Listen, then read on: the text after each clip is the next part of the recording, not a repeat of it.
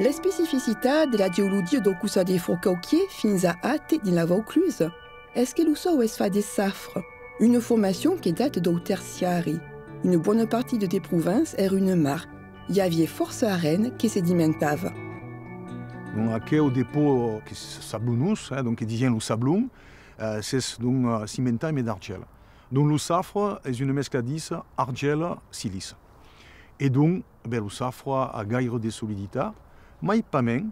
Donc a des vertus. Alors la première, donc c'est cava, comme ici, donc sans problème.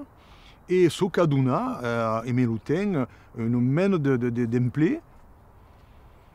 La ville de Forcauquier, tous les hostaux de la vieille ville sont émis des crottes qui sont cavades dans le safre. Alors, ici, c'est l'hostal de la famille d'Astier, qui est donc une famille de consuls qui a fait bâtir aquelle merveilleuse bastide dans le centre de Forcauquier à l'âge de Sédien.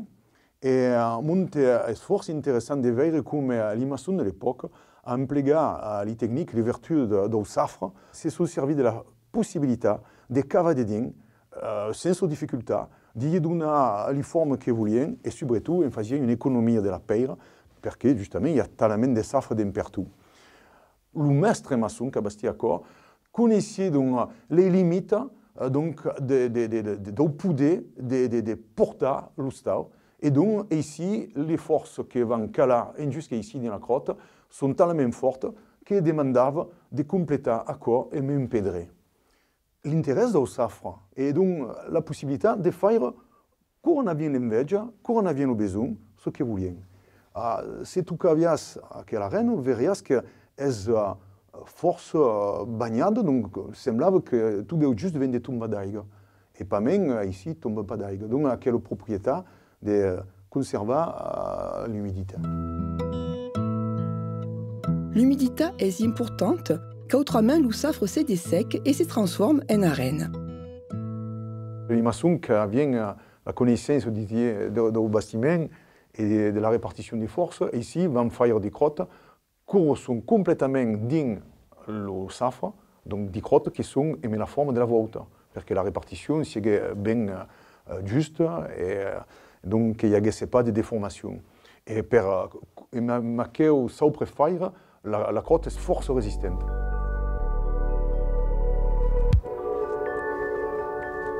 Alors, si on monte ici à la punche de Forcauquier, à Notre-Dame-de-Provence, et ici, le safre est encapuchonné une lause de molasse. Et donc, elle est bien calcaire, mais force fossile, et donc une paire force dure, et donc qui a cette pas d'être plégade en fonction des mouvements du safre. Le safre donc, est en train de complètement se dessécher et de revenir d'arène complètement mouligasse. Et laquelle lause est en train de se pléguer. Et la particularité est qu'au milieu de cette lause, qui est donc toute pétade, dirais, donc, il est posé la Notre-Dame-de-Provence. Et donc la capelle est en train de se durber. Alors, donc, pour rester tout à corps, la commune a monté des parets de pierre pour soutenir la lause de molasse, qui est plus posée sur le safre qui s'en va.